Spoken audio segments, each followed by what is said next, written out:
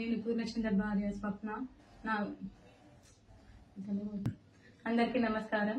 నేను పూర్ణచంద్ర భార్య స్వప్న. నాకు స్వేచ్ఛ పూర్ణ ద్వారమే పరిచయం అయింది. ఫ్రెండ్స్ అని మాత్రమే తెలుసు. నాకు తెలుసు రిలేషన్ ఉందని నాకు అసలు తెలియదు. ఈ రిలేషన్ గురించి కూడా నాకు తెలిసింది స్వేచ్ఛ ద్వారానే. తను నాకు ఫోటో పెట్టడం ద్వారా తెలిసింది.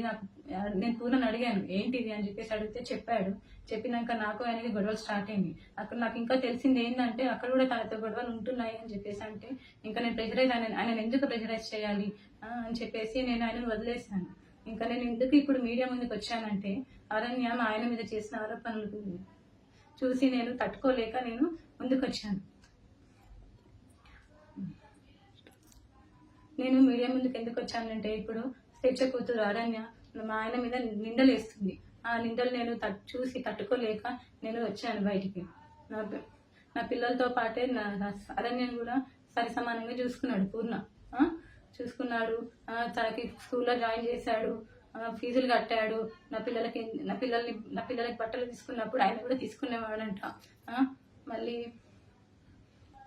నేను నీ కన్న తండ్రి కూడా వదిలేసి వెళ్ళిపోతే కూడా పూర్ణ ఆ స్థానం తీసుకున్నాడు. కన్న తండ్రి కన్నా ఎక్కువనే చూసుకున్నాడు. నా కూతురు ఎలా అయితే చూసుకున్నాడో నిన్ను కూడా అలానే చూసుకున్నాడు అరణ్య. కానీ నువ్వు ఇలాంటి నిందలు వేయడం కరెక్ట్ కాదు. ఇంకా స్వేచ్ఛ కూడా చాలా నన్ను టార్చర్ పెట్టింది. ఈ విషయం తెలిసినాక కూడా నేను డిప్రెషన్లోకి వెళ్ళిపోతే నన్ను పూర్ణ కాశీకి తీసుకెళ్ళాడు కానీ మైండ్ రిఫ్రెష్మెంట్ కోసం తీసుకెళ్తే అక్కడ కూడా ఫోన్ చేసి సతాయించింది. ఎందుకు తీసుకెళ్తున్నావు, ఆమె ఎవరు అని చెప్పేసి నువ్వు తీసుకెళ్తున్నావని సతాయించింది. ఆయన ఫోన్ లిఫ్ట్ చేయకపోతే నా ఫోన్కి చేసి సతాయించింది.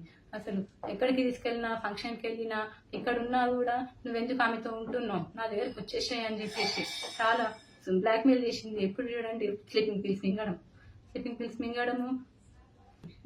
నాకు ఆడపిల్ల ఉంది. స్వేచ్ఛ కూతురు అరణ్యాన్ని కూడా పూర్ణ నా కూతురు లాగానే చూసుకున్నాడు.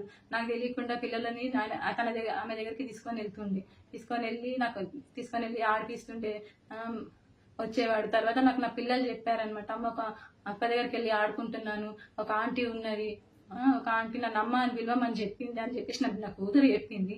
నా కూతురు చెప్తే నాకు తెలిసింది. ఇంకా అప్పుడు అరణ్య ఇట్లా ఎందుకు చెప్పిందో నాకు తెలియదు. తన వెనకాల ఎవరుండి చెప్పిస్తున్నారో కూడా నాకు తెలీదు.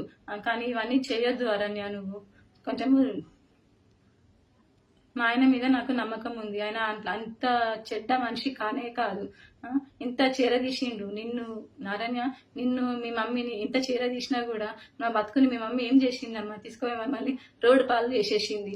ఇప్పుడు నా జీవితం ఏంటి, నా పిల్లల భవిష్యత్తు ఏంటి అరణ్య?